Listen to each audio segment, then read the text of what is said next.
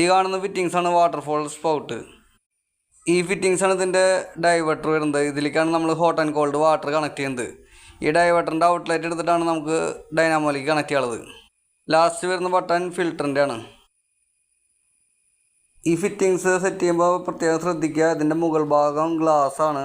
കയ്യിൽ നിന്ന് പോയി കഴിഞ്ഞാൽ ഒന്നും ചെയ്യാനില്ല, അങ്ങനെ തന്നെ പാക്ക് ചെയ്ത് വെക്കുക.